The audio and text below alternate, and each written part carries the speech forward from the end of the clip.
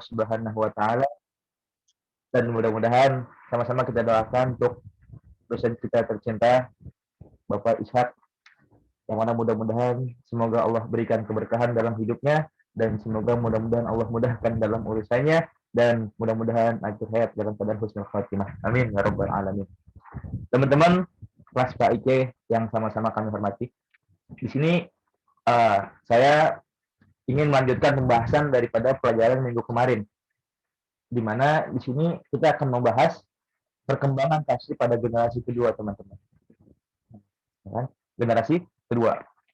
Bagaimana keadaan tasawuf pada masa abad generasi kedua tersebut, dan apa saja sih faktor pendorong, ya kan, perkembangan tasawuf pada generasi tersebut. Oke, lanjut. Skripnya, Man. Di sini kita menetapkan hukum pada masa generasi kedua dan faktor yang mendorong perkembangannya. Oke, lanjut. Di mana, teman-teman? Di sini pasti pada generasi kedua itu dikenal sebagai periode gemilang. Ya. Kenapa demikian? Karena fikih dan ijtihad ulama semakin berkembang pada saat generasi tersebut. Di mana pada generasi inilah muncul berbagai mazhab, ya kan, khususnya mazhab yang 4, teman-teman. Siapa aja? Mazhab Hanafi, mazhab Maliki, mazhab Syafi'i, dan mazhab Hambali.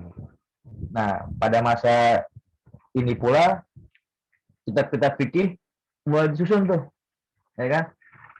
Pemerintah pun mulai menganut salah satu mazhab fikih, di mana pada saat ini mazhab Hanafilah yang dipakai pegangan para hakim dan para pengadilan. Tuh, saking berkembangnya, jadi satu negara pakai satu mazhab tuh, yakni mazhab Hanafi.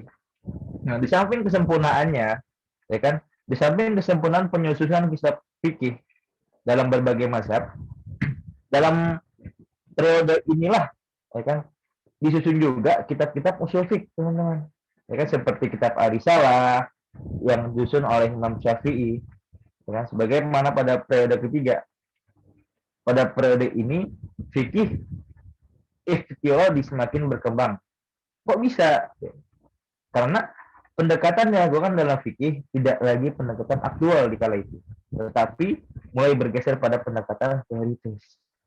Nah, itu diantara kasih pada generasi kedua tersebut. Lalu apa saja sih, teman-teman, faktor daripada berkembangannya tasawuf? Nah, lanjut. Kalau ditarik secara garis besar ya, itu faktor perkembangannya itu adalah ilmu pengetahuan di dunia Islam. Itu kan berkembangnya ilmu pengetahuan di dunia Islam. Mengapa demikian? Ya, karena pada masa ini, ya kan, adalah masa kecemerlangan hukum Islam, teman-teman. Dan pada masa ini juga fikih berkembang dan menjadi ilmu yang mandiri. Serta pada masa ini juga ditandai dengan mulai dirintisnya ilmu usul fikih, perumusan metodologi, serta kaidah-kaidah ijtihad yang dipakai para mujtahid dalam pengambilan hukum, ya kan? Di mana para imam mazhab datang dengan tawaran metodologis yang matang, teman-teman. Nah, nggak cuman perkembangan ilmu aja nih, ada juga beberapa faktor lain yang mempengaruhi faktor pendorong perkembangannya tasawuf pada generasi kedua ini. Apa aja? Yang pertama, ya kan, di sini karena perhatian besar ya para khalifah dari Bani Abbas, banyak faktor pendorong yang mempengaruhi perkembangannya generasi kedua ini. Yang pertama, ya, meluasnya daerah kekuasaan Islam. Itu karena saking jayanya, berkembangnya, maka kekuasaan Islam itu semakin meluas pada saat itu. Kedua, karya-karya di masa sebelumnya yang mempengaruhi berkembangnya pada masa tersebut, seperti halnya dibukanya Al-Quran dan lain sebagainya. Lalu yang ketiga, munculnya tokoh-tokoh besar, ya kan? Muncul tuh kayak Imam Rafi, Maliki, Syafi'i, Imam Hambal. Dan selain itu, ada juga tumbuh suburnya kajian-kajian ilmiah. Beriringan dengan fenomena itu adalah gerakan penerjemahan buku-buku Yunani dan Romawi. Selain itu lahir juga fikih dengan corak baru. Tuh, sampai Di sini perkembangan yang mempengaruhi faktor pendorongnya adalah kodifikasi ilmu, dan umat Islam berusaha menghendaki supaya ibadah, muamalah, dan sebagainya sesuai dengan hukum Islam. Nah, teman-teman, dengan berkembangnya luas mujtahid dan banyaknya permasalahan baru yang bermunculan di berbagai negeri, yang pada periode ini, yakni periode Abbasiyah, yang dikenal dengan masa berkembangan, masa pembangunan dan kesempurnaan, atau disebut juga masa kegemilangan, ya kan? Yang lahir para mujtahid-mujtahid seperti hanya imam mazhab dan para fuqaha yang mengabdikan ilmunya untuk agama dan masyarakat, ya kan? Dengan banyaknya imam mujtahid, ya, teman-teman, menyebabkan timbulnya ajaran-ajaran baru. Tuh, karena banyaknya muncul mujtahid nih, ya kan? Dan mazhab-mazhab yang ada, dan berkembangnya masa serta meluasnya daerah yang semakin canggihnya dunia. Maka tidak semua imam mazhab tersebut solid di dalam ajaran-ajarannya, gitu kan? Coba dilanjut, Salman. Bicara masalah mujtahid, di sini kan kita baru hanya tahu nih, oh ada Imam Hanafi, Imam Maliki, Imam Syafi'i, dan Imam Hambal. Nah, di sini juga kita akan bahas uh, siapa sih Imam Hanafi, siapa Imam Maliki, siapa Imam Syafi'i, dan siapa Imam Hambal, teman-teman. Nah, mazhab Syafi'i, ya kan, Imam Hanafi adalah pendiri daripada mazhab Hanafi, di mana nama beliau adalah An-Nu'man bin Zuhdi. Tuh. Nanti bisa baca di makalah masing-masing yang sudah kirim. Lalu ada mazhab Maliki, di mana mazhab Maliki ini didirikan oleh Imam Malik bin Anas al-Ash Bahyal al-Arabi. Ya kan, beliau dilahirkan pada tahun 93 Hijriah. Berarti nggak jauh dari Nabi meninggal ya, nggak sampai seabad di sini. Yang mana beliau Imam Maliki dilahirkan di kota Madinah. Lalu ada juga Imam Syafi'i, di mana Imam Syafi'i di sini merupakan pendiri dari mazhab Syafi'i, yang mana nama Syafi'i ini adalah bukan nama beliau, teman-teman. Nama asli beliau adalah Muhammad bin Idris Asy-Syafi'i. Nah, kalau mau tahu lahirnya beliau di mana, beliau itu lahir di kota kecil, teman-teman. Tahu di mana? Yakni ada di Syam, yang bernama kota Gazah, di kawasan Mediterania. Yang mana beliau dilahirkan pada tahun 769 Masehi. Lalu yang terakhir biasa kita kenal adalah mazhab Hambali, di mana mazhab Hambali di sini adalah pemikiran daripada Imam Ahmad bin Hambal. Beliau lahir di Baghdad pada tahun 1164 Hijriah dan wafat pada tahun 241 Hijriah. Adapun di sini sumber-sumber hukum yang dipakai oleh beliau-beliau semua dan gagasan-gagasan dan lain sebagainya di sini terpampang semua di makalah yang saya buat. Ya, sekian pembahasan daripada perkembangan tasrih dan faktor pendorong yang ada pada generasi kedua. Baik, teman-teman, cukup sekian pesan-pesan yang bisa saya sampaikan. Apabila ada pertanyaan, silahkan dipertanyakan.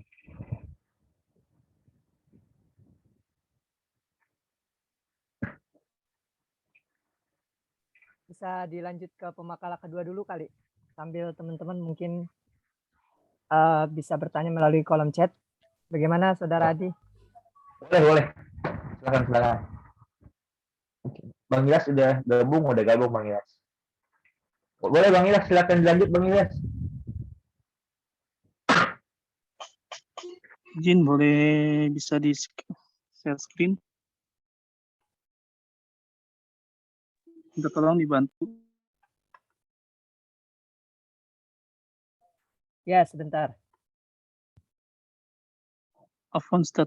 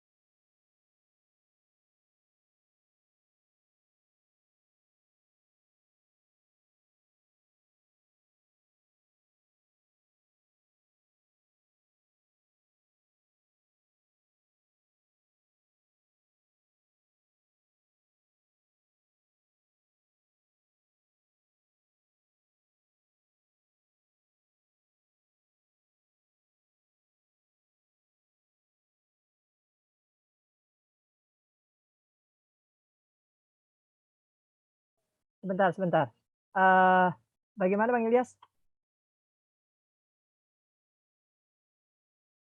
Ya, gimana? Halo? Ya, gimana?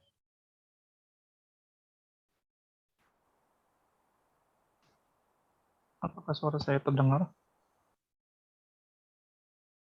Iya, terdengar. Halo?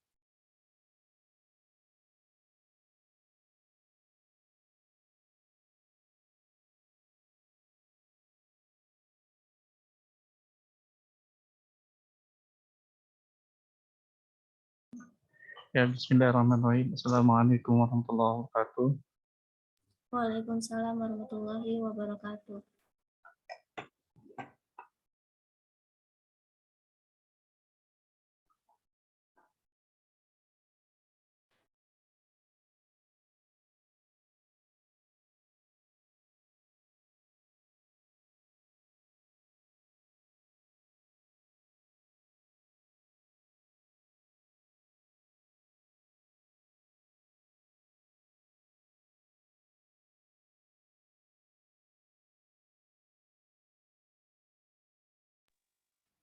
Ya, di sini saya ingin mempresentasikan tentang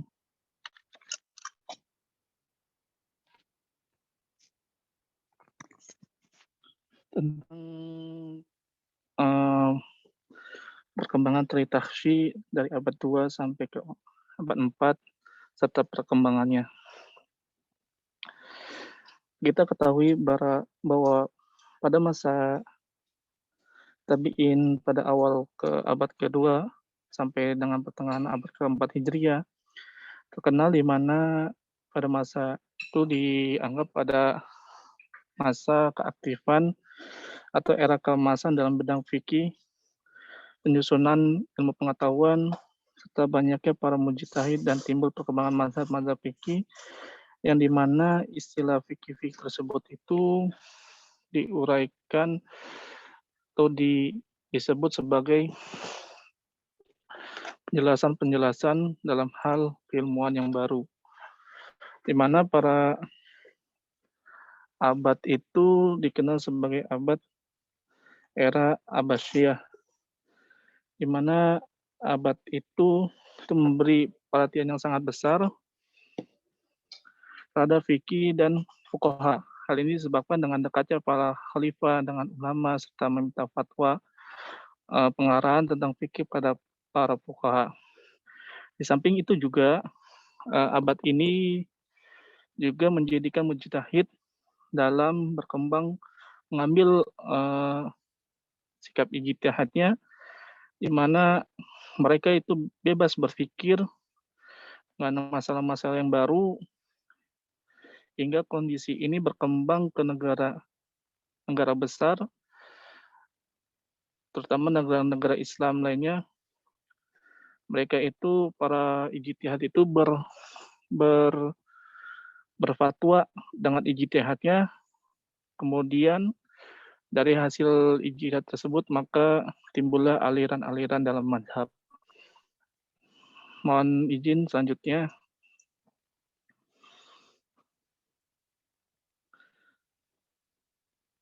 Halo? Halo, bisa next? Sudah? Ya, sudah. Nah, di samping itu bahwa faktor-faktor pendorong perkembangan tasyri' abad kedua 2 sampai ke 4 Hijriah itu di mana luasnya wilayah yang dikuasai oleh umat Islam menjadi penganut Islam. Kemudian para orang-orang yang menuntut ilmu ini itu di bawah bimbingan para imam yang dimana mereka saling bersaing menuntut ilmu serta dalam hal ini ilmu berpikir, ilmu ilmiah serta ilmu alam yang dimana ilmu tersebut diantaranya ilmu kedokteran, ilmu logika, dan ilmu filsafat, yaitu ilmu Aristoteles dan ilmu yang dikenal bapak kedokteran itu yaitu ilmu filsafat kedokteran.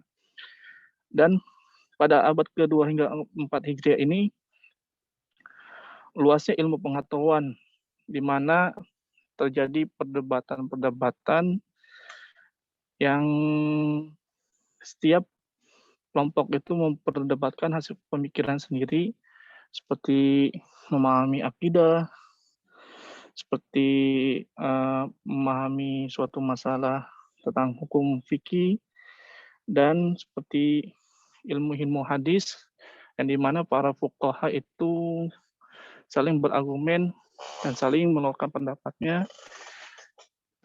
di mana para fuqaha ini tujuannya itu untuk menemukan titik temu. Titik temu dalam hal ini itu ijma ulama. Dan selanjutnya itu adanya upaya umat Islam itu untuk melestarikan Al-Quran, yang dimana Al-Quran ini dahulu itu tidak tercatat, tidak dibukukan pada zaman perintisnya itu Abu Bakar As-Siddiq, hingga diteruskan kepada Umar bin Khattab, Utsman bin Affan, yang dimana pelestarian Al-Quran ini yang dulunya hanya sebuah hafalan yang dirintis oleh Abu Bakar, yaitu harus ditulis, hingga penulisannya itu kepada Khalifah Utsman bin Affan, yang dimana dikenal banyak corak, banyak bacaan, banyak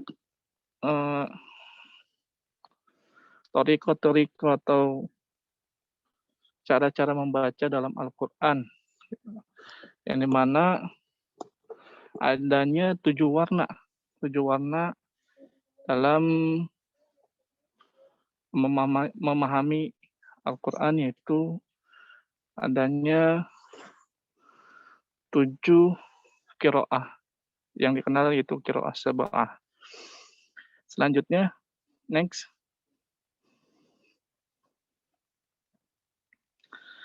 Di samping itu juga perkembangan abad ini itu sangat besar, di mana perkembangan ini menyebabkan ahli hadis dan ahli rogi itu saling bertentangan, mana kedua pihak ini mendasarkan pada hadis dan pada akal, yang dimana kalau kita ambil kesimpulan bahwa ahli hadis ini itu mendasarkan pada perkataan Nabi serta perilakunya, sedangkan ahli rohi ini berdasarkan pada perilaku Nabi dan ijtihad orang tersebut. Dan kalau kita telusuri bahwa banyak ulama-ulama yang mengarang dalam kitab fikihnya, itu diantaranya Abu Zahra, itu guru besar fikih di Universitas Al-Azhar, bahwa pertentangan ini tidak berlangsung lama karena masing-masing kelompok ini itu berbeda pemahaman, dan hal ini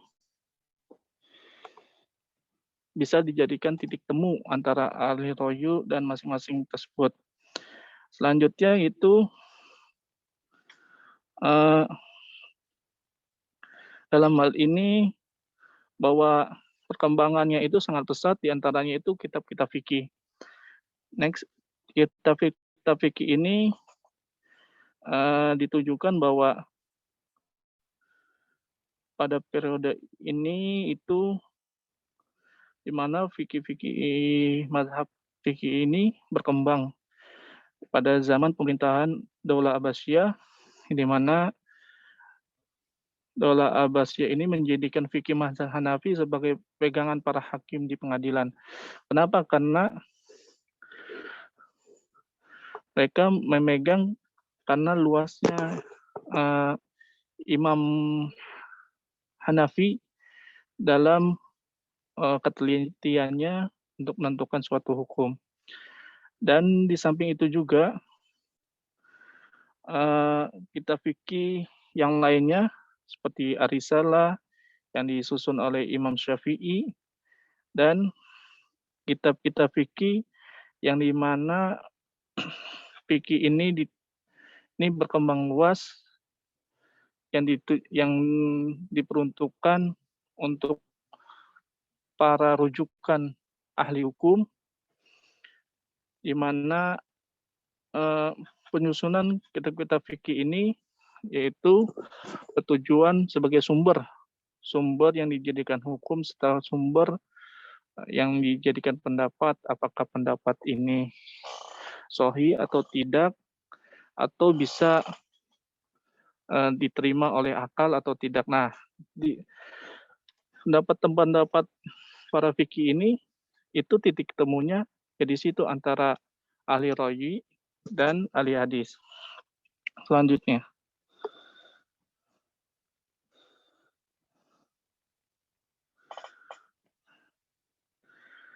dan kita lihat bahwa dari banyak sekian perkembangan pada abad 2 sampai 4 Hijriah itu banyak kemunculan mazhab dan tokohnya. Di mana kalau kita lihat dari kelompok-kelompok yang ada di PPT ini bahwa adanya mazhab Ahlussunnah, adanya mazhab Syiah, dan adanya mazhab Khawarij. Di mana kita ketahui bahwa yang terkenal itu mazhab Imam Hanafi, Imam Malik, Imam Syafi'i, dan Imam Syiah yang terkenal itu diantaranya Syiah Zaidah, Syiah Ja'fari, Syiah Imamiyah, serta Syiah Isna dan Ismailah. Adapun mazhab Khawarij yaitu adanya Imam Abadiyah dan Imam Al-Azzariqah serta Imam Sufriyah, di mana di antara para imam ini itu berbeda pendapat dalam pemahamannya, penentuan hukumnya, serta pengikutnya. Selanjutnya,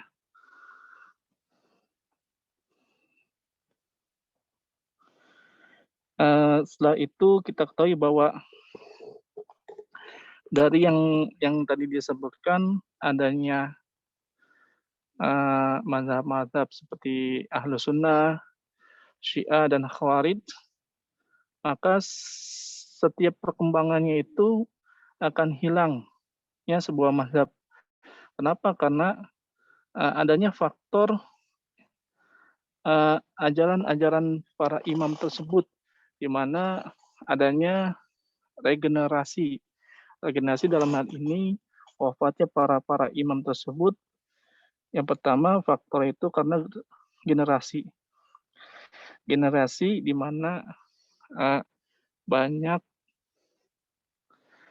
terdapat murid-murid yang mengikuti mazhab tersebut itu karena meninggal, mungkin karena meninggal, dan akhirnya terputuslah ilmu tersebut. Yang kedua, karena tidak semua imam mujtahid ini menuliskan hasil karyanya, gitu. Hasil karyanya dari hasil pemikirannya, sehingga untuk regenerasi berikutnya itu tidak mendapatkan rujukan atau tidak bisa membaca sejarah atau histori yang dihasilkan oleh mazhab atau imam tersebut. Selanjutnya itu musnahnya karya imam mazhab, di mana hasil karya imam mazhab ini itu mungkin karena dimakan rayap, atau bisa juga karena peperangan atau dicurinya hasil karya tersebut sehingga tidak bisa dipelajari pada generasi tersebut, khususnya umat Islam. Selanjutnya,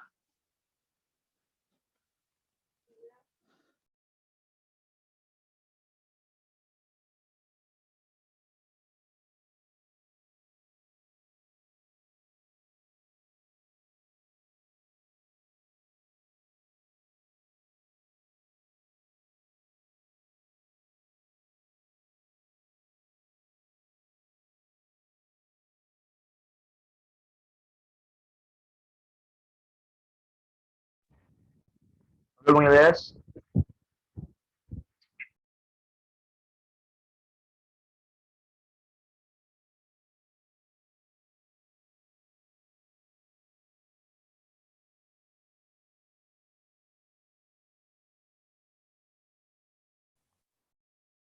Bagaimana Bang Ilyas?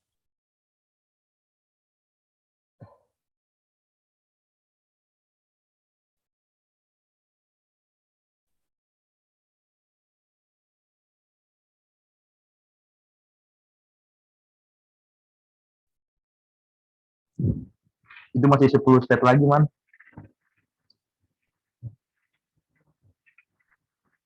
Ya, ya 8 step, 9 step lagi deh. Masih banyak kayaknya Bang Ilyas yang mau sampai ini.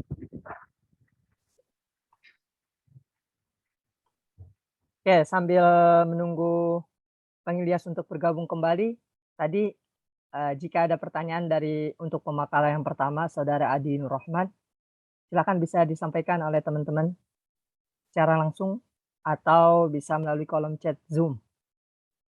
Dan juga bisa diaktifkan buat teman-teman untuk videonya. Bagi yang tidak ada kendala ataupun sejenisnya, bisa kabar-kabar di kolom chat juga.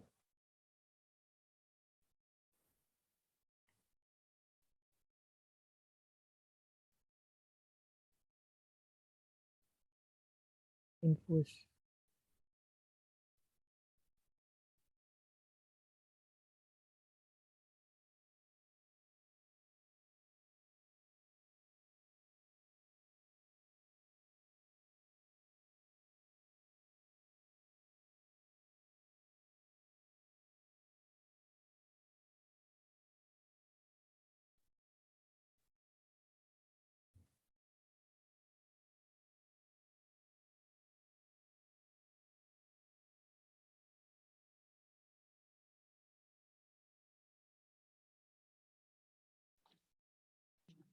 Baik, sambil menunggu pertanyaan ya,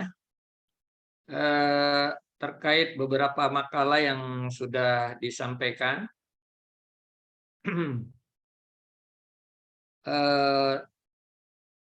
Baik dari makalah yang pertama tadi sampai dengan yang kedua ini, ya, terkait dengan perkembangan tasyri, ya, saya berharap ada framing yang bisa dipahami, ya, framing yang bisa dipahami, yang satu sama lainnya berelasi terkait dengan perkembangan tasyri yang ada.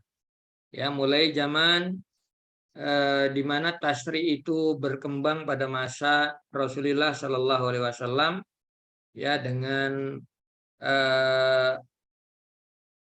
pelaksanaan yang memang ditunjuki oleh Rasulullah melalui hadis-hadisnya dan sunnah-sunnahnya. Dan kemudian setelah itu pindah pada setelah beliau wafat, maksud saya, kemudian dilanjuti oleh para sahabat-sahabat, ya, zaman Khulafaur Rasyidin. Nah, ini kan perpindahan di mana dari masa Rasulullah kemudian masa para sahabat, ya, memang adanya sebuah relasi yang erat pastinya, ya, terkait dengan perkembangan syariat. Namun demikian di masa Rasulullah itu, ya, di mana segala keterangan dan penjelasan ibadah langsung dijelaskan oleh Rasulullah melalui sunnah dan hadis-hadisnya. Dan begitu juga jika pun ada permasalahan-permasalahan, ya, para sahabat, ya, bisa langsung menanyakan kepada Rasulullah. Ya, boleh dibilang selain dari sumber sumber syariat itu adalah Al-Quran, ya, sunnah Rasulullah, dan Rasul sendiri menjadi sumbernya, di mana para sahabat jika ada permasalahan bisa langsung bertanya dan langsung bisa mendapatkan penjelasan tersebut dan langsung bisa dijadikan sebagai sebuah keputusan hukum. Nah, itu di zaman Rasul. Ketika kemudian setelah beliau wafat, nah ini kan beralih kepada para sahabat-sahabat Rasul yang memang langsung ya berelasi atau berinteraksi kepada Rasul yang pada waktu itu ya seiring dengan perkembangan, ya tentu juga berelasi dengan perkembangan teritorial Islam, di mana para sahabat sudah mulai menyebar, gitu ya. Masa khalifah, nah kekhalifahan Abu Bakar pertama, tapi sahabat sudah mulai menyebar tuh. Nah gitu ya. Nah tentunya disitulah kemudian mulai muncul berbagai macam permasalahan-permasalahan, ingat, yang tidak bisa langsung, ya, yang tidak bisa langsung mendapatkan jawaban seperti halnya pada zaman Rasulullah yang memang beliau bagian daripada sumber, ya katakanlah sumber hukum yang bisa langsung memberikan kebijakan hukum atau memutuskan hukum jika ada permasalahan. Maka ingat, ketika di zaman kekhalifahan ini baru muncullah kemudian ya ra'yun, ya kan, ijma, gitulah. Ya, itu seperti itu. Walaupun nanti perkembangannya itu sebenarnya masih dalam stagnasi. Jadi kalau ditanyakan kapan tuh mulai berkembangnya atau munculnya ijma dan kias, setelah wafatnya Rasul. Namun demikian, setelah wafatnya Rasul, kan boleh kita bilang kalau nyebrang langsung ke Khalifah Abu Bakar, tidak serta-merta itu. Itu masih ada stagnasi. Kenapa? Karena memang segala permasalahan-permasalahan yang ada itu masih bisa, ya boleh dibilang memadai, ya memadai atas dasar penjelasan-penjelasan Rasul pada zaman itu, dan permasalahannya masih berelasi dengan itu. Nah baru kemudian, nah ini muncul pada zaman Khalifah, setelah Khalifah Utsman terbunuh kemudian Ali. Nah itulah di situ baru kemudian keberkembangannya nanti, gitu ya. Kenapa? Karena memang sebagaimana kita pahami pada penjelasan sebelumnya, ketika pada zaman Khalifah Ali bin Abi Thalib yang mendapatkan tantangan politis, kemudian muncullah di situ kemudian, ya boleh dibilang titik awalnya masalah tahkim yang kemudian, nah ini berelasi berat pada timbulnya kelompok-kelompok yang kemudian mempengaruhi permasalahan syariat. Ya, munculnya Syiah, munculnya Khawarij, di situ ada Sunni, baru disinilah keberkembangan masalah ijma, kias. Nah ini lebih kelihatan kemunculannya. Walaupun disebutkan kapan ijma kias itu muncul, ya setelah wafatnya Rasul. Namun boleh dibilang pada masa Abu Bakar dan ya pada sampai dengan Utsman itu boleh dibilang masih memadai, ya memadai dalam pengertian permasalahan-permasalahannya ya belum begitu banyak. Nah, karena terkait belum adanya kemunculan-kemunculan. Tapi setelah itu baru kemudian seperti tadi ya dilanjutkan oleh pada bahasan berikutnya. Makanya pada Tasri abad kedua dan abad keempat inilah ya kemudian itu yang menjadi berkembangnya permasalahan fikih, termasuk di dalamnya tadi dijelaskan munculnya apa namanya pembukaan ilmu fikih. Saya kira itu sebagai stimulisasi ya terkait dengan dua makalah tadi. Ya, sebelum nanti kita lanjutkan. Silakan, mungkin ada yang didiskusikan.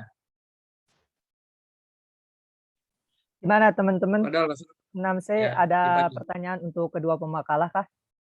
Tadi yang sudah disampaikan oleh Saudara Adi Nur Rahman maupun yang sudah disampaikan oleh Saudara Muhammad Ilyas.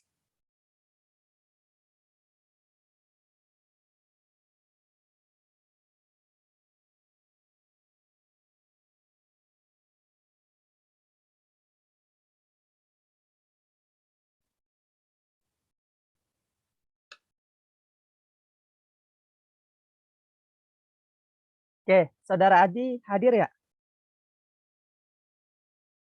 Halo? Halo, Oke, hadir. sambil menunggu pertanyaan dari teman-teman, saya mau sharing terkait Gimana, Man? makalah pertama. Tadi kan di sini sudah disampaikan bahwasanya di masa dinasti atau Daulah Abbasiyah ini dari pemerintah itu juga sudah menetapkan satu mazhab fikih yang resmi. Ya, Betul. tadi kalau nggak salah secara seluruhnya ya, Hmm. dengan mazhab Abu Hanifah. Namun di sisi lain, apakah di sini perkembangan dari mazhab yang lain gitu? Apa Ustaz? Sinyal saya bermasalah tadi Ustaz. Ya, Pak Ilyas. Ya, gimana Ya, nih, mau dilanjut dulu atau Pak Ilyas mau disampaikan lagi? Boleh sampaikan kesimpulannya aja langsung. Masih ada 10 slot, Bang Ilyas. Tanggung. Oke, siap.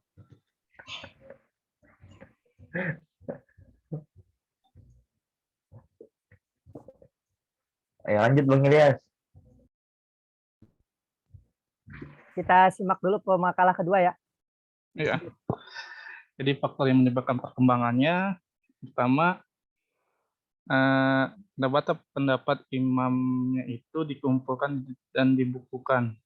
Hal ini tidak terdapat pada salah satu imam salaf atau mazhab yang lainnya. Kenapa? Karena berkembangnya ilmu pengetahuan ini ya karena dibukukannya para pikiran-pikiran yang atau pendapat-pendapat para ahli imam yang dimana buku itu sangat bermanfaat untuk generasi berikutnya. Yang kedua, adanya murid-murid yang menyebarluaskan ilmu pengetahuan serta pendapat-pendapat yang didapat pada saat muridnya tersebut belajar kepada para imam mazhab tersebut. Hal ini karena berkembangnya suatu ilmu pengetahuan itu adanya relasi hubungan antara murid dan guru yang baik. Yang selanjutnya itu adanya penguasa yang baik kepada para imam mazhab ini karena penguasa ini mungkin bisa membantu para mazhab untuk bisa menyebarkan ilmunya tersebut. Yang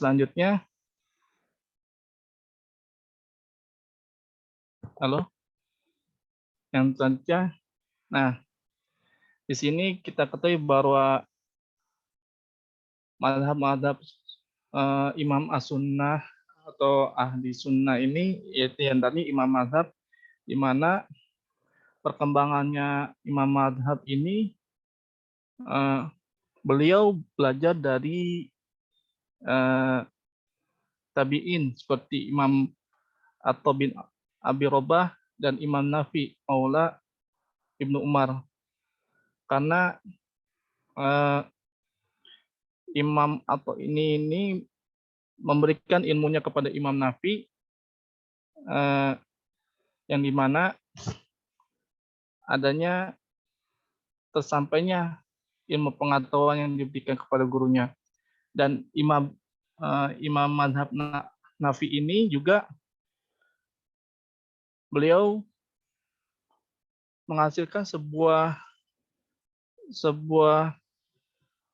pendapat, sebuah kias, sebuah ihtisan atau urf yang dihasilkan oleh pemikiran beliau sendiri, dan beliau juga membukukan hasilnya tersebut yang dinamakan atau diberi yang pertama itu kitab Al-Mabthus, yang kedua Al-Jami' Al-Kabir, yang ketiga Al-Jami' As-Shaghir, keempat dan seterusnya. Hingga dari kitab-kitab beliau ini banyak ulama-ulama yang mensyarahkan atau menjelaskan kembali apa yang termaktub, yang tertulis, yang bisa dipahami, yang bisa dimengerti pada periode selanjutnya. Selanjutnya,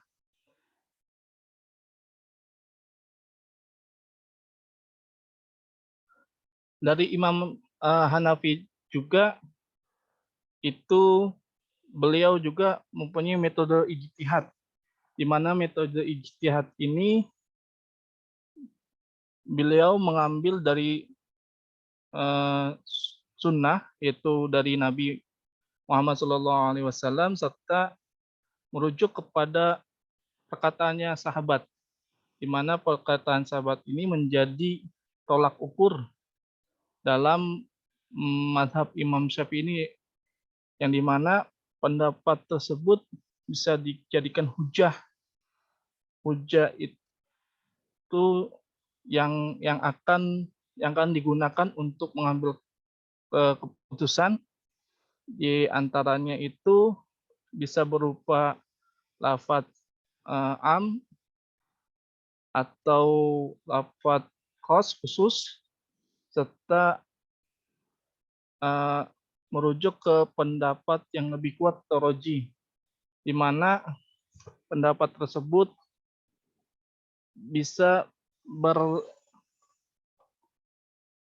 bercabang. Jadi pendapat roji ini dari Imam Mazhab Hanafi itu ada yang tersirat, ada yang tersurat, dan juga beliau Mazhab Imam Hanafi ini itu membukukan hasil karya itu, beliau ambil dari riwayat-riwayat yang benar-benar beliau dapat dari gurunya, serta beliau jadikan dalil yang ditulis dalam bukunya tersebut. Dan juga beliau tak lupa juga apabila tidak ditemukan suatu hukum, maka beliau menggunakan kias. Selanjutnya,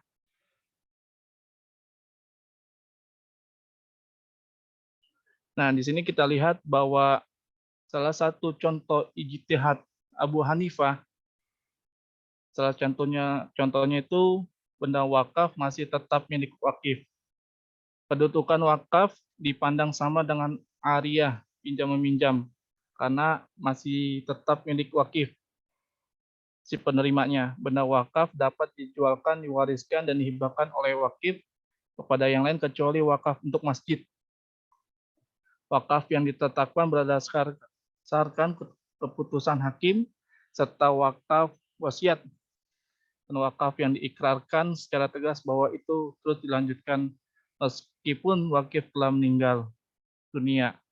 Adapun alasan yang digunakan adalah dalam hadis Muhammad SAW diriwayatkan oleh Imam Al-Baihaqi bahwa Nabi Muhammad SAW telah menjual benda wakaf. Hal ini salah satu contoh Imam Abu Hanifah bahwa benda wakaf yang selain masjid, yang selain keputusan hakim, yang selain wakaf wasiat, serta wakaf ikrar, itu tegas tidak boleh. Dan selain wakaf yang berupa hadiah atau segala macam, itu tergantung dari si wakifnya. Si wakifnya, apakah si wakifnya itu memberi wasiat atau tidak, maka bisa digunakan dalil atau hadis yang dari Muhammad SAW bahwa Nabi Muhammad SAW itu telah melakukan menjual benda wakaf. Dalam hal ini itu benda wakaf berupa hadiah. Yang kita lihat bahwa contoh-contoh ijtihad Ibu Hanifah itu juga sama tentang perkara perempuan, yang dimana perempuan itu tidak boleh dijadikan saksi pidana. Karena saksi pidana itu jika seseorang perempuan itu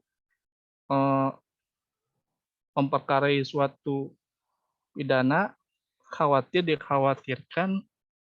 dikhawatirkan itu hasil pemikirannya itu akan menjadi salah. Maka wanita tersebut itu boleh dijadikan saksi perdata saja atau yang tertulis. Karena dalam hal ini bahwa Imam Abu Hanifah itu menggunakan hukum kias karena kesaksiannya wanita itu asal hukumnya itu sebagai far'i, itu hanya sebagai furu' saja gitu. Berarti wanita itu dikhawatirkan menjadi fitnah bagi yang menerima sanksinya. Contohnya juga sholat gerhana matahari dan bulan, di mana ijtihad Abu Hanifah ini bahwa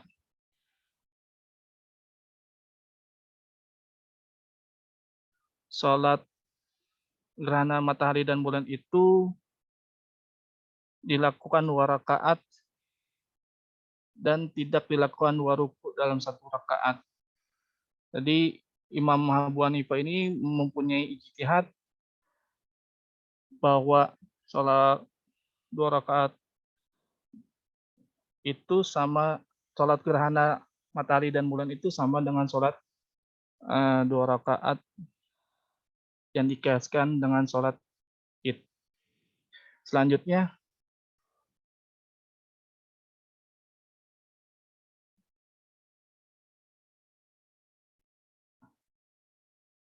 Mohon izin Pak Ilyas, mungkin bisa dipercepat. ya singkat ya. Ya, 5-7 menit.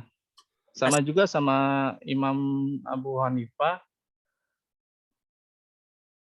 Imam Abu tadi Hanifah bahwa sama juga seperti mazhab Imam Malik, beliau juga mempunyai muridnya dan beliau juga mempunyai sejumlah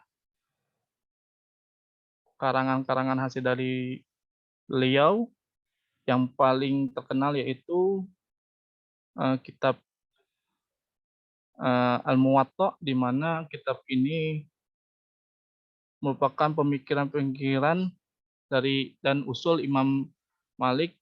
Kalau kita lihat atau membaca kitab Imam Al-Muwatta itu pernah saya membacanya bahwa kitab tersebut itu sangat sulit dipahami untuk kalangan yang belum mempelajari ilmu usul fikih dan ilmu bayan. Akan tetapi kitab tersebut jika kalau kita mau mempelajarinya ya harus ada gurunya gitu. Karena saya pernah membaca kitab Al-Muwatta ini, kalau kita pahami secara akal atau secara logika itu sangat sulit karena kitab Al-Muwatta ini memakai bahasa yang orang awam itu sulit dipahami, karena Imam Malik ini memakai bahasa yang hanya bisa dipahami itu oleh orang-orang yang intelek gitu. Akan tetapi banyak dari kitab Imam Muwatta yang disyarahkan, banyak para ulama yang mensyarahkan dari kitab Imam Muwatta ini untuk mempermudah bagi siapa saja yang mau mengambil ilmu dari hasil karya beliau. Selanjutnya, dan perkembangan metode ijtihad Imam Malik ini sama, beliau juga memakai hukum kias dan istilah, serta beliau juga merujuk kepada perkataan sahabat serta as-sunnah. Selanjutnya,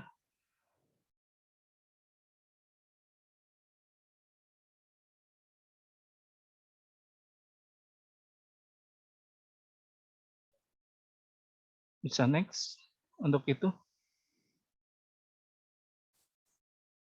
Nah, di sini juga kita lihat bahwa Imam Syafi'i juga sama, beliau juga mempunyai hasil karya seperti Kitab Al-Um, di mana pokok pikiran ini beliau tuliskan dari hasil pemikiran beliau, yang di mana beliau ambil ilmunya tersebut dari guru-gurunya yang beliau pelajari, serta Kitab Al-Um ini itu menjelaskan sebuah hukum fikih yang dimana hukum fikih ini mungkin bisa dijadikan rujukan oleh umat Islam sebagai kitab fikih yang kontemporer yang bisa dijadikan hukum pada saat sekarang ini. Dan juga beliau memakai dasar pemikiran sama, yaitu adanya qiyas, pendapat para ulama, serta sunnah, serta juga beliau merujuk kepada kitab-kitab para ulama terdahulu yang dimana pendapatnya tersebut beliau susun dari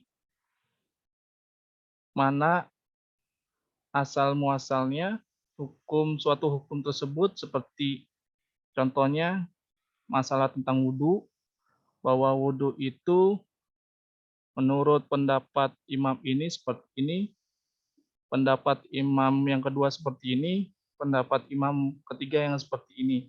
Dan akhirnya pada pendapat yang berikutnya beliau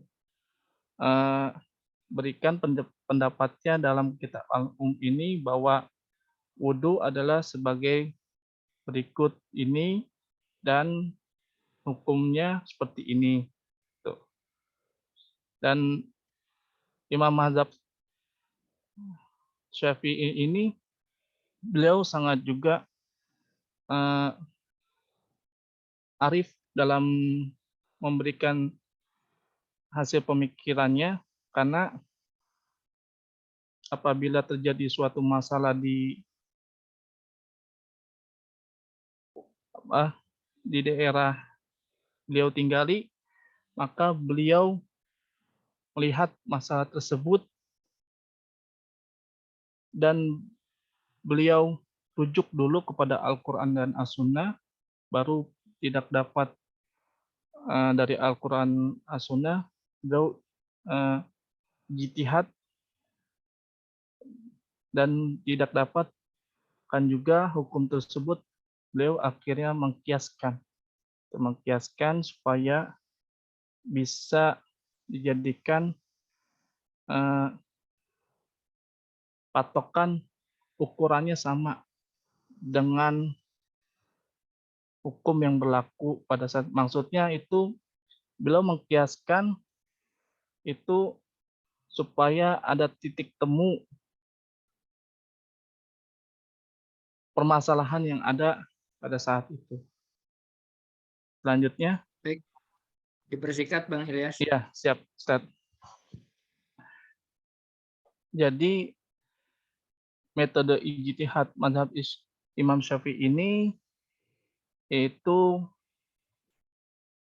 beliau menggunakan metode lapangan yang tadi.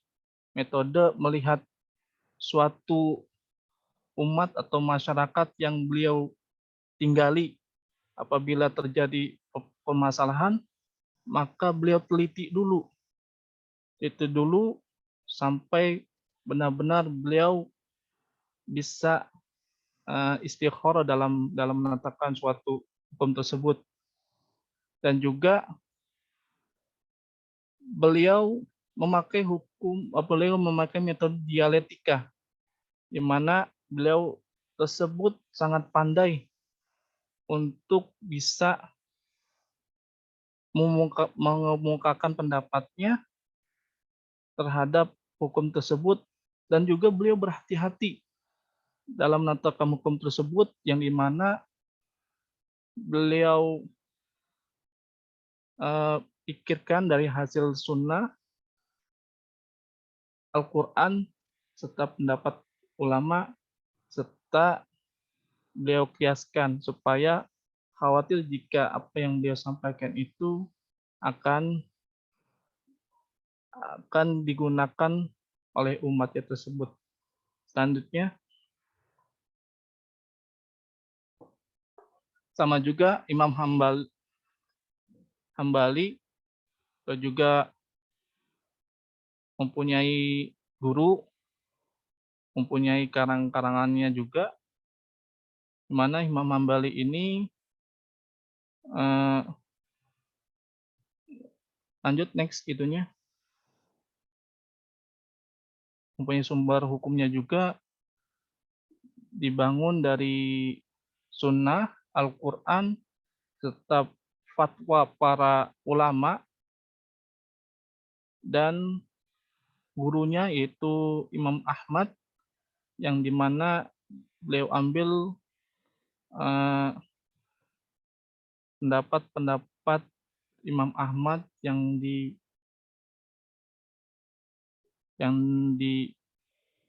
dia jadikan sebuah hukum, apakah itu hukum yang merujuk pada hadis dhaif, atau hadis mursal, atau hadis yang batil, atau hadis yang mungkar, di mana pendapat itu dia bandingkan antara pendapat hadis yang sahih, hadis yang dhaif, hadis yang maudhu, dan mazhab Imam Hambal ini juga menggunakan sebuah kias pengembangan hukumnya menggunakan kias dalam hal darurat, karena Imam Ahmad bin Hambal ini beliau jarang menggunakan kias kecuali pada saat beliau tidak menemukan hukumnya, dan beliau pada saat darurat dalam mengambil sebuah putusan hukum. Itu saja mungkin dari saya. Jika ada pertanyaan, dipersilakan. Assalamualaikum warahmatullahi wabarakatuh. Saya kembalikan kepada moderator. Dibuka pertanyaan dulu atau bagaimana, Ustadz? Ya, silakan karena waktunya sempit nih ya. Ntar lagi setengah jam lagi nggak mungkin sampai maghrib. Dibuka pertanyaan boleh langsung ditanggapi, kalau memang udah ada penanggapan biar langsung bisa dijawab diskusinya gitu. Silakan. Baik, Ustadz. Saudara Adi Nur Rahman dan Saudara Muhammad Ilyas, dari teman-teman ada pertanyaan kah?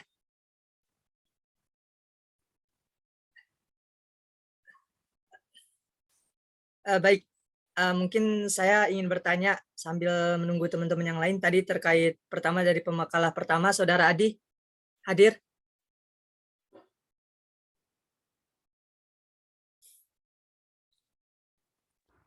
Hadir Man, siap. Gimana? Ya, makasih tanggapannya. Tadi terkait sudah ditetapkan satu mazhab, betul? Oleh pemerintahan pada saat itu, yaitu mazhab Abu Hanifah. Nah, ingin saya tanyakan dengan perkembangan pada saat itu juga yang memang sudah ditetapkan satu mazhab, namun di sisi lain masih ada perkembangan mazhab-mazhab yang lain. Apakah itu dibatasi oleh pemerintah pada saat itu atau bagaimana gitu? Maksudnya dicegah atau mungkin seperti apa pada saat itu? Karena kan sudah jelas di situ sudah ditetapkan satu mazhab di masa dinasti Abbasiyah itu ya, Daulah Abbasiyah, maaf. Nah, kemudian yang kedua pertanyaan untuk saudara Muhammad Ilyas.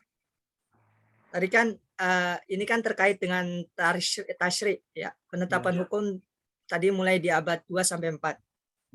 Sudah disampaikan juga oleh dosen pengampu bahwasanya pada masa khalifah karena masyarakat sudah mulai menyebar, tentu permasalahan juga semakin bervariatif, maka di situ permasalahan-permasalahan yang ada dalam Al-Qur'an, As-Sunnah, kemudian juga sebelumnya di masa Rasulullah bisa bertanya langsung ke Rasul. Tapi ketika Rasulullah wafat, maka kemudian dalil tidak ada, Al-Qur'an, hadis, namun ada beberapa menggunakan ro'yu gitu kan. Nah, kemudian yang mau saya tanyakan tadi dikaitkan dengan tadi disampaikan oleh Bang Ilyas terkait ahli ro'iyah malah hadis 4 ya. Iya. Nah, yang mau saya tanyakan terkait gimana pandangan dari ahli hadis ya, yang mereka itu kan kok ahli hadis itu orangnya mereka kan golongan yang memang memahami secara tekstual aja ya, secara bacaan gitu. Kemudian toh dari Al-Qur'an dan hadis gitu. Sedangkan ar-ra'i itu dia lebih mengkaji, kemudian mengilahkan, mengambil dasar hukum dan lain sebagainya. Nah, itu bagaimana langkah yang dilakukan oleh ahli hadis ketika mereka menemukan masalah-masalah baru, kemudian tidak ada dasar atau sumber dari Al-Qur'an maupun hadis gitu. Dan itu mereka tuh menghadapi masalah-masalah baru itu seperti apa terutama mereka yang ingin saya tanyakan dalam pandangan ahli hadis itu. Makasih. Sedangkan dalam Al-Qur'an maupun Sunnah tidak ada. Makasih. Ya, baik. Terima kasih, Pak Salman. Nanti mungkin saudara Adi. Saudari mau menjawab, saudara Adi?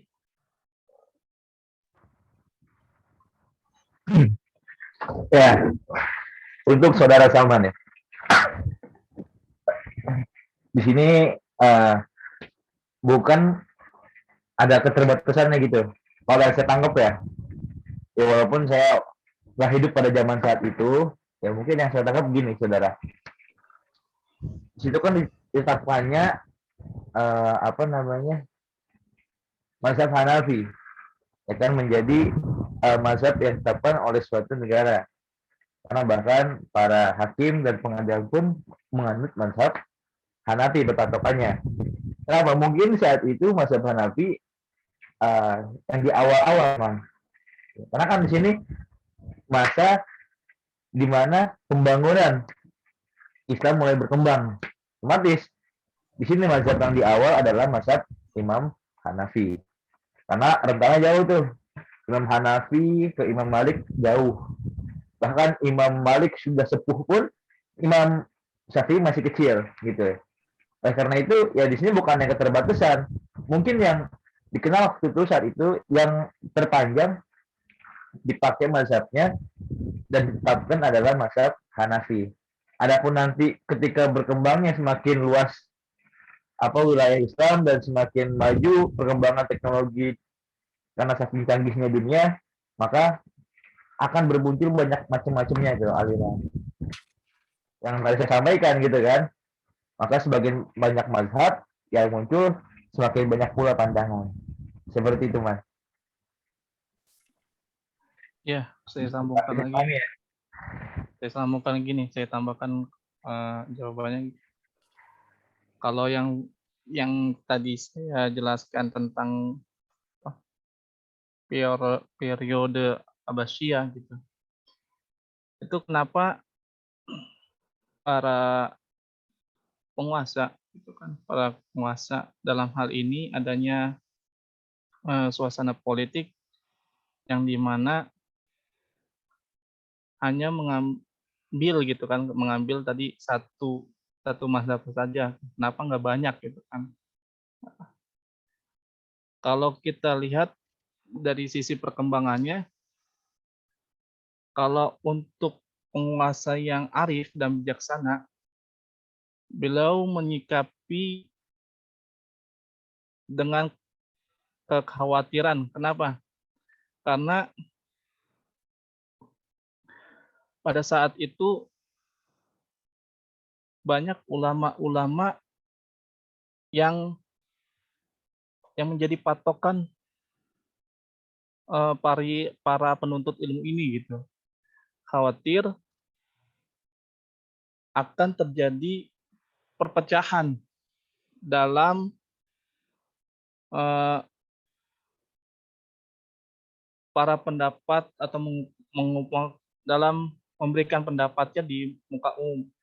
Kenapa yang diambil seperti Imam, contohnya tadi Imam Hanafi, itu kan hanya Imam Hanafi saja, karena dilihat juga histori Imam Hanafi.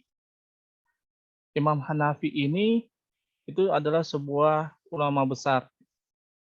Kalau kita lihat, kita kaji, karena Imam Hanafi ini itu dilihat dari historinya, bahwa Imam Hanafi ini merupakan suatu ulama yang banyak menulis kitab serta hafalannya kuat atau thiqah, dalam hal ini kuat dan tidak ada keraguannya. Kenapa ulama-ulama yang lain tidak jadi rujukan gitu pada saat itu?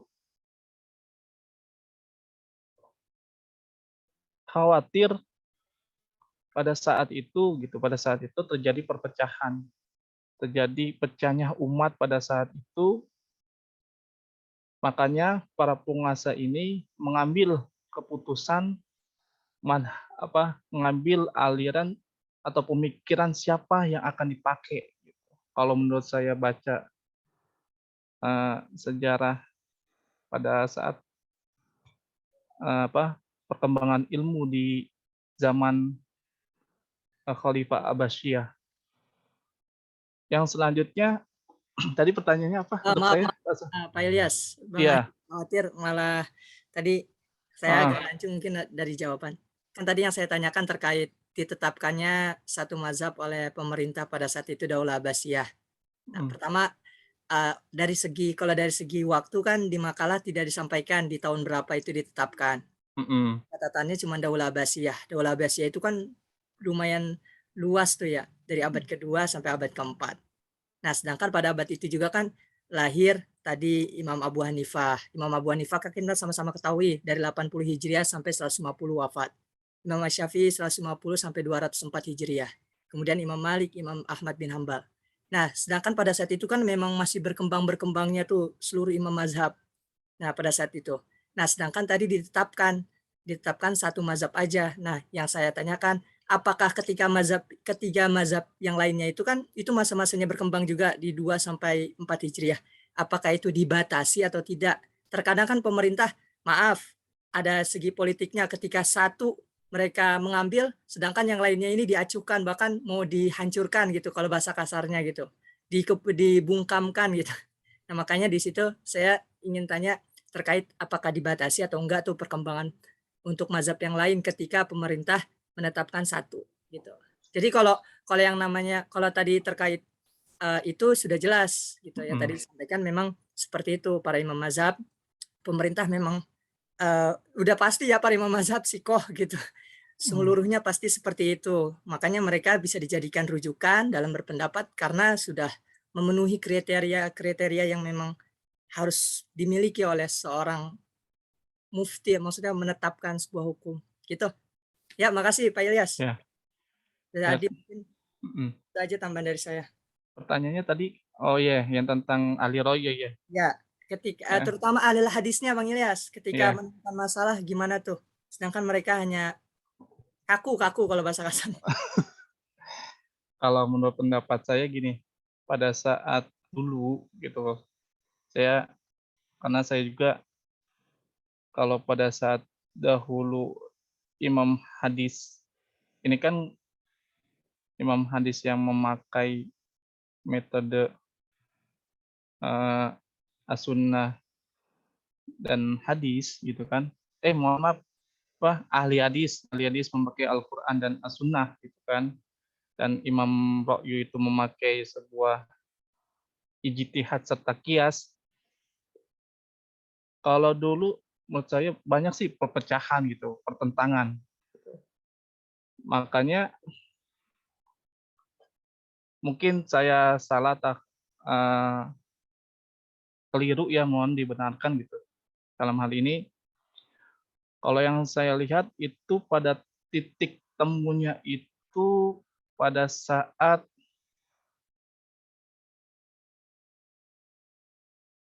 terjadi di Imam Malik kalau nggak salah, titik temunya gitu. Titik temu beliau menulis sebuah kitab Al-Muwatta. Di situ beliau juga memakai sebuah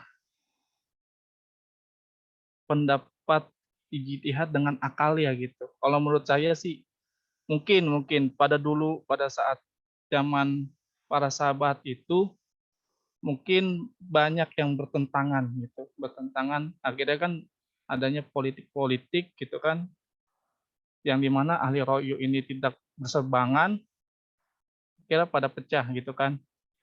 Nah kalau kalau menurut saya sih ya pasti bertentangan gitu.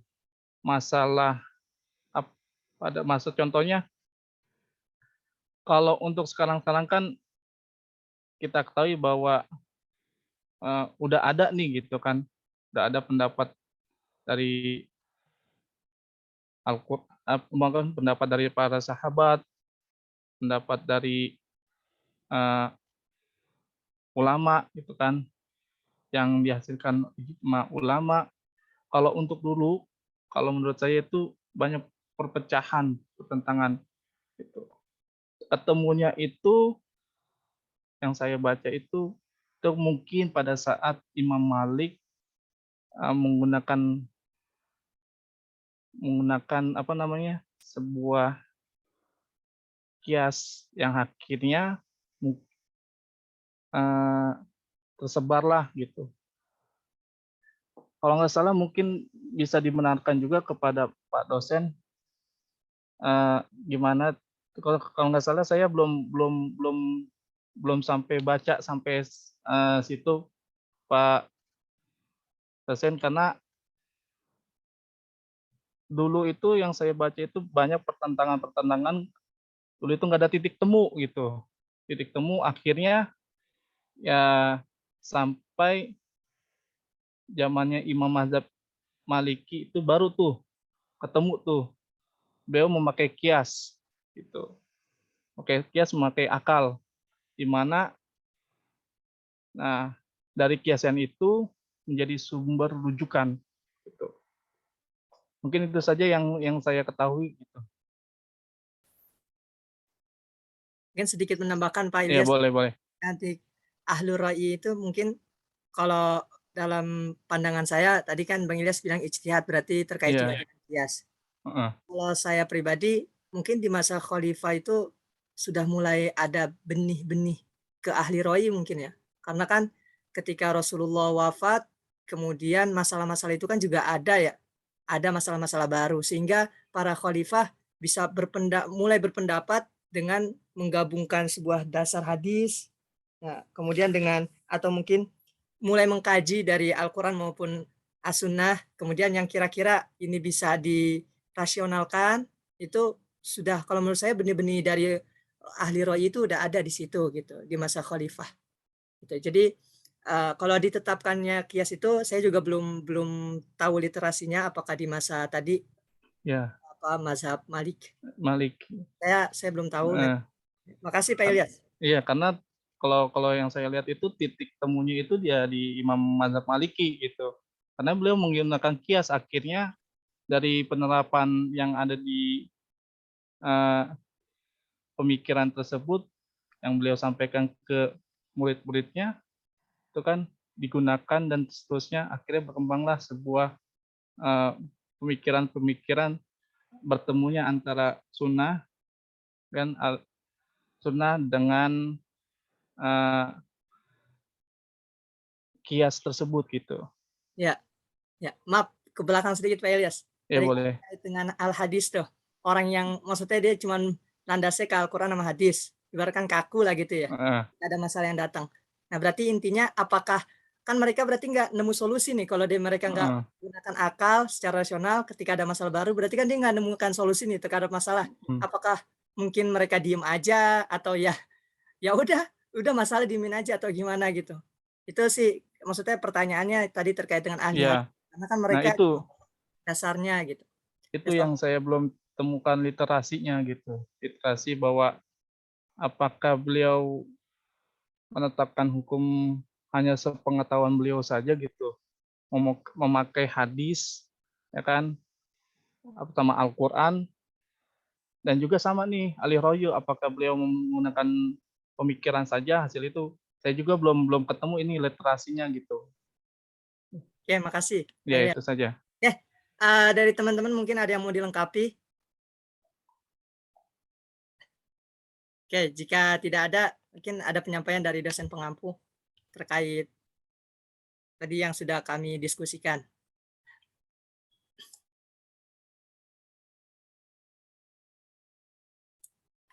Ya, baik.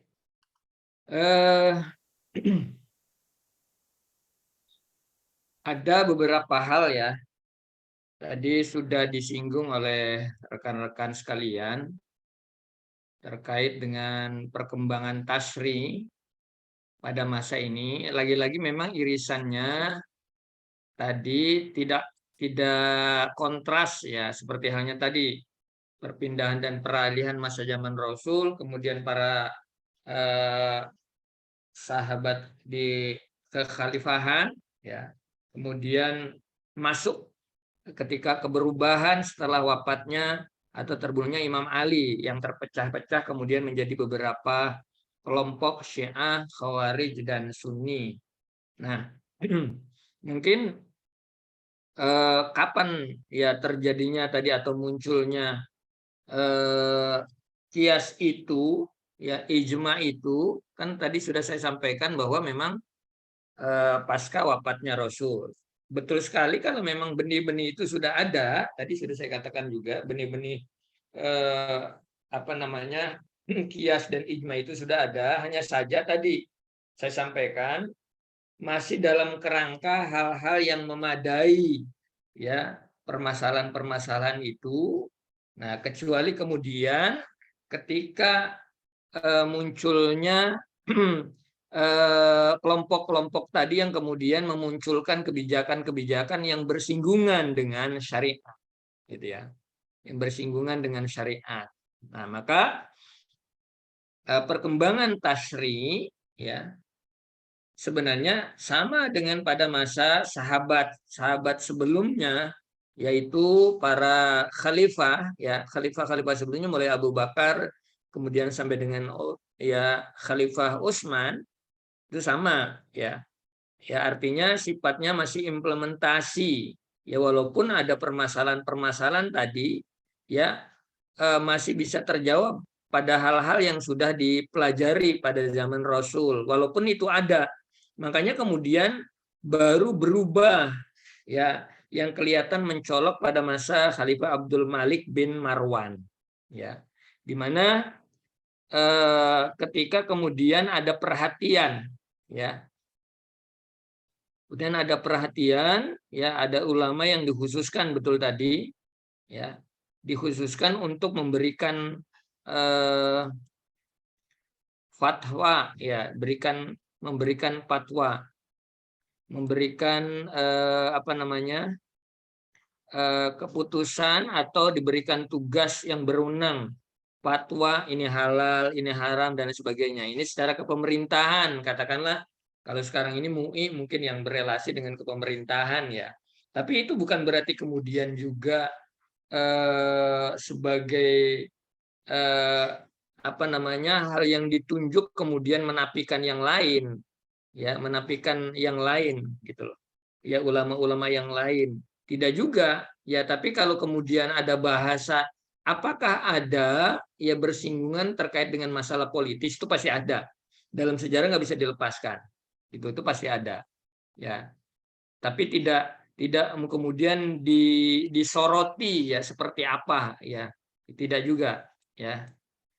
Itu kemudian muncullah para mujtahid dengan kemampuan yang beragam. Nah ini ya pada masa tadi ya, pada masa Khalifah Abdul Malik bin Marwan. Nah, para mujtahid dengan kemampuan yang beragam. Nah, terjadi perbedaan fikih ya pada zaman seperti pada zaman sahabat. Nah, itu tadi zaman sahabat sudah terjadi ya. Ya, zaman sahabat sebelumnya itu sudah jadi, cuma hanya saja tadi ketika terjadi perbedaan, ya sumbernya langsung ditanya kepada Rasul. Nah, inilah muncul tadi para imam-imam, ya, imam-imam besar yang kemudian keberbedaan itu, maaf, fikih-fikih itu, pemahaman fikih-fikih itu kemudian bermunculan dan ya lakobi dengan imamnya, seperti tadi sudah jelaskan ada Imam Syafi'i, Imam aja, ya Imam Hambali, Imam Ahmad dan seterusnya. Ini. Nah, maka pada dinasti, ya pada dinasti, ciri-ciri dinasti yang pada periode Bani Umayyah ini, ya menyebarnya sahabat ke seluruh pelosok ini ditambah, ya walaupun sebenarnya itu sudah apa namanya menyebar, ya mungkin lebih kepada, ya kalau boleh bilang kalau bahasa sekarang itu pentolan-pentolannya lah begitu loh, ya menyebar ke Syam, ke Mesir, ya ke negeri-negeri lainnya, sehingga ini juga menyebabkan periwayatan hadis nanti bersinggungan dengan tadi, ya periwayatan hadis juga meluas, menyebar, ya bahkan hamba sahaya yang udah masuk muslim itu dalam sebuah literatur dikatakan mereka juga menggeluti ilmu fikih dan ilmu syariat, ya sehingga muncullah beberapa aliran fikih. Nah itu loh, ya makanya kan bukan 4 mazhab saja, ya pernah kita singgung ada 9, ya yang kita kenal, yang kecil-kecilnya banyak sekali, ya banyak sekali. Makanya tadi faktor ada hilangnya itu yang nggak ada generasinya, kemudian imamnya misalnya meninggal, wafat, atau kemudian juga hasil karyanya tidak terbukukan, ya di antaranya itu, ya di antaranya itu. Maka itu keberkembangannya. Kemudian, nah artinya bisa dikatakan keberkembangan itu juga bisa dibilang, cuma kapan waktu tahun tanggalnya itu kan memang nggak ini, ya pada dinasti Bani Umayyah. Nah setelah berakhirnya dinasti Bani Umayyah, ya berakhirnya dinasti Bani Umayyah ini kan ini pada pertengahan abad keempat. Nah di pertengahan abad keempatnya juga nggak ketahuan nih tahun berapanya. Ajan maghrib. Ya. Baik, kita sambung sedikit sebelum nanti kita selesai. Habis ajan. Tunggu sebentar.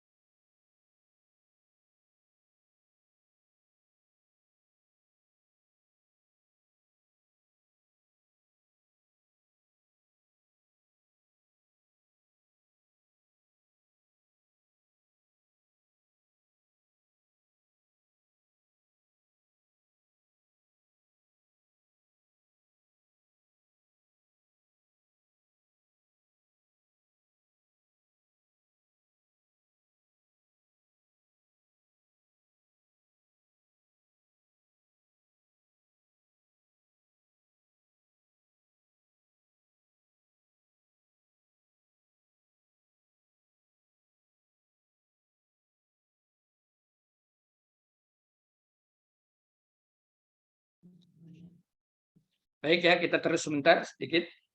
Nah, jadi pada abad pertengahan abad keempat ini, ya fikih telah masuk pada era kesempurnaan. Ya, munculnya kajian-kajian fikih dan ilmu fikih yang berdiri sendiri. Kajian-kajian itu pun ya bukan secara per bab, tapi substansinya, subbabnya sudah mulai. Makanya kemudian muncullah ulama-ulama. Nah, memang stressing pointnya kemudian pada masa ini, ya pada masa dinasti setelah dinasti Bani Umayyah ini, ya para imam-imam mazhab ini muncul. Ya dilakukan dari awalnya sebenarnya cikal bakalnya sudah ada. Memang kemudian ya munculnya imam-imam mazhab ini ya akibat sebuah terjadi perkembangan politik, bahkan disebut ada perseteruan fikih yang sangat tajam, ya tidak hanya sebatas masalah furu'iyah ya seperti pada zaman sahabat. Nah, zaman sahabat tadi tuh udah ada perbedaan tapi masalah furu'iyah. Tapi pada zaman ini tidak hanya masalah furu'iyah tetapi juga sumber dalilnya, ya sehingga banyak permasalahan yang muncul. Nah ini pada dinasti Abbasiyah ya tadi sudah ada dari ini kan nggak serta-merta baru muncul gitu, ya nggak serta-merta baru muncul gitu, baru ada, tapi itu ada sebuah proses perjalanan. Nah, ini maka munculnya mazhab tadi ya pada zaman dinasti Abbasiyah ini ya karena juga memang ya perhatian penguasa terhadap masalah pendidikan Islam itu memang ya bahkan ya sangat tinggi lah, ya bahkan keturunan mereka juga diajarkan tentang masalah keislaman gitu loh. Jadi iklim kebebasan berpendapat, melakukan kajian-kajian ilmiah dan istimbat itu memang diberikan bebas di masa dinasti Daulah Abbasiyah ini, ya maka terjadi diskusi debat itu biasa ya para fuqaha memang diberikan ruang, bahkan ya muncul apa yang disebut dengan madrasah logika ya di Iran, ya kan, ya madrasah ahli hijaz di Iran. Nah perseteruan inilah yang tadi disinggung dalam pertanyaan Pak Salman tadi, bagaimana tuh ya bahkan ada sebuah literatur saya pernah baca itu bahkan kalau pengen belajar itu kembalilah kepada ahli-ahli hadis ya karena memang saking ini apa perkembangan madrasah logika ini. Nah makanya tadi dijelaskan pada Pak Mahmud tadi terkait dengan filsafat sudah masuk. Nah itu tadi ya kenapa untuk bisa lurus kembali, jangan sampai terlepas dari porosnya begitu loh ya, terlepas dari porosnya. Nah kemudian pertanyaan Pak Salman tadi terkait dengan apakah mereka diam? Tidak juga, ya, tidak juga. Saya kira tidak bisa dipisahkan logika dengan apa namanya sumber hukum. Ya hanya saja, ya mereka berpikir lebih kepada adanya sebuah pembatasan-pembatasan. Nah itu, jadi makanya kemudian ada ilmu fikih yang muncul kemudian dalam qawaid itu kan illa madalla dalilu ala tahrimihi ala apa kan seterusnya itu kan. Nah itu seperti itu. Saya kira mereka terus tetap berjalan hanya saja pada porosnya. Kemudian sampai kemudian kalau mau belajarlah kepada ahli hadis oleh karena ya munculnya apa namanya perkembangan logika yang sedemikian rupa. Bahkan tadi ada madrasah logika di Irak. Nah itu seperti itu. Ya, saya kira itu kemudian yang menyebabkan terjadinya ada istilah tadi bahkan perseteruan. Nah, ini kan perseteruan fikih yang tajam ya, yang tidak sebatas masalah furu'iyah di zaman sahabat. Jadi pas sahabat juga udah ada, cuma masalah furu'iyah. Tapi di sini terkait dengan pengambilan sumber dalilnya. Ya, itu menjadi perseteruan. Di samping ya masalah-masalah itu timbul juga sebagai akibat akulturasi budaya dari bangsa-bangsa lain. Kemudian penulisan ilmu, kemudian penerjemahan kitab-kitab. Nah ini bermunculan pada masa dinasti Daulah Bani Abbasiyah ini. Nah, bahkan pemerintah juga tadi ya memiliki kecenderungan yang kuat terhadap perkembangan pemasaran fikih ya, dibukukannya. Kemudian di situ terakhir muncullah istilah-istilah fikih. Nah itu. Ya jadi ini sudah apa namanya? Sempurna dan sebagainya. Makanya kemudian nanti ada reaktualisasi fikih. Nah ini dalam bahasan ya selanjutnya kan itu Karena memang ini sudah masalah ada pembaharu dan sebagainya. Jadi lebih kepada pemikirannya. Karena secara fikih tadi dikatakan sempurna, pemikiran keberkembangannya. Itu ya. Saya kira itu gambaran terkait dengan perjalanannya. Saya berharap Anda bisa seperti saya sampaikan tadi, stressing pointnya dari zaman Rasul ke sahabat, peralihan di zaman Ali, ya. Kemudian nah itu harus